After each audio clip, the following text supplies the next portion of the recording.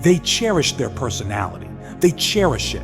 They carry it like a family crest engraved on fragile glass. They say, "This is me, this is how I am.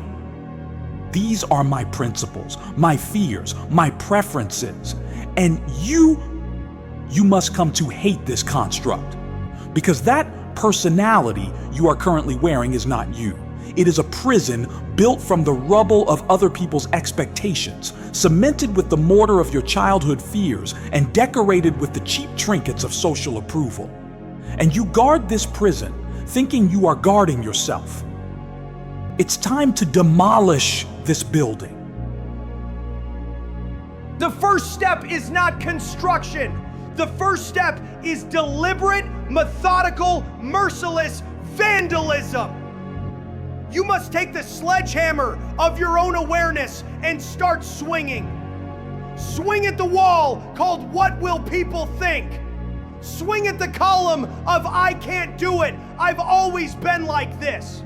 Swing at the foundation of "I'm not interested in that," which was poured into you at age 10 by a boring teacher.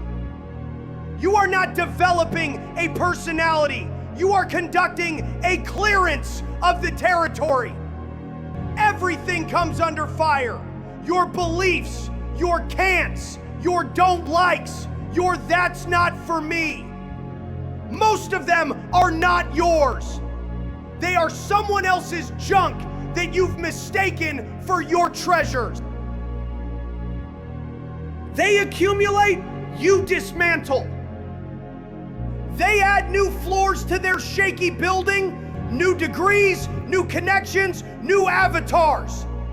And you go down to the basement, into the darkness, with the flashlight of ruthless honesty. And you find boxes there. Boxes of old, stinking fears. Folders of resentments that should have been burned long ago. You bring it all into the light and sort it. What here can be sent for smelting? What was a useful lesson? And what was just poison you've been storing like wine? And what is absolute trash, belonging in the landfill of your mind's history? It hurts. It's scary.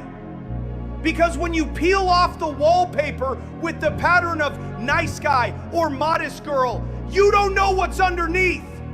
Brick, rotten wood, emptiness.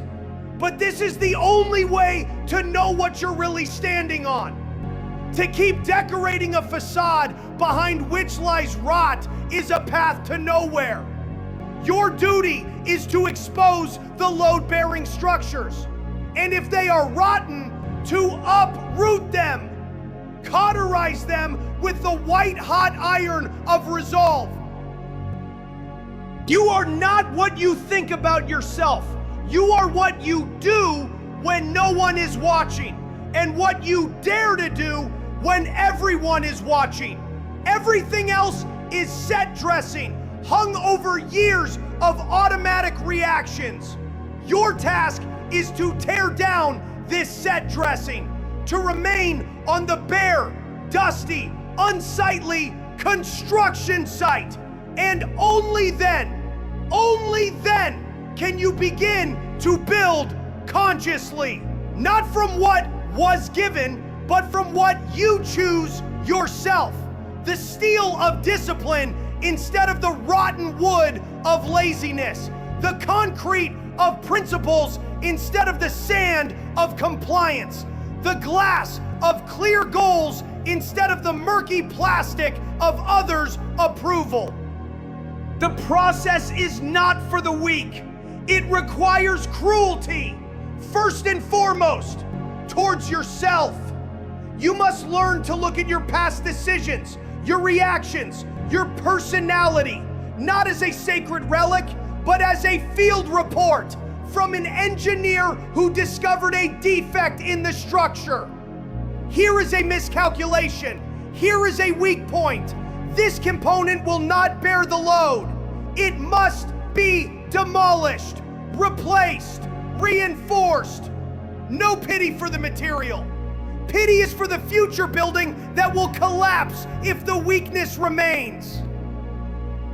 They are afraid of losing themselves. You must strive for it, because the self you're afraid of losing is the main obstacle.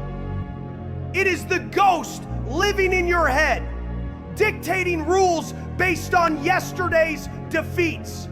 Kill that ghost. Don't bury it. Don't chase it away. Kill it with cold, calculated action that contradicts everything it whispers to you. Every time you do what is uncharacteristic of the old personality, you drive another nail into its coffin lid.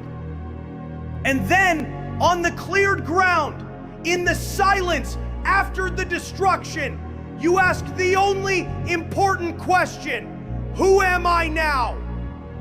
Who do I want to be? Not who I should be according to, not who it's convenient for me to be, who I decide to be. And you begin to build, not a house for a cozy life, a fortress, a lighthouse, a cosmodrome, a structure for the mission you started all this for. A new personality is not a state, it is a tool, a specially designed suit of armor for the battle for your purpose. It must be durable, flexible, functional. There will be no place in it for the fake pockets of old grudges or the flimsy ornaments of pride for things that required no effort. So stop being the curator of the museum of your own weakness. Become a builder, a demolition worker, an architect.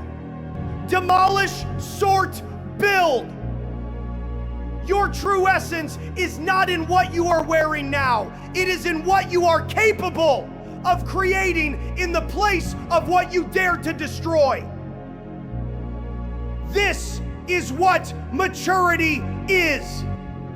Not the accumulation of years under the roof of an old house, but the courage to take that house apart to its foundation and erect in its place something you yourself will respect. At first, there will be dust, noise, and chaos. But then the silence of a new beginning will come. A beginning in which you are not a prisoner of the past, but the creator of the future.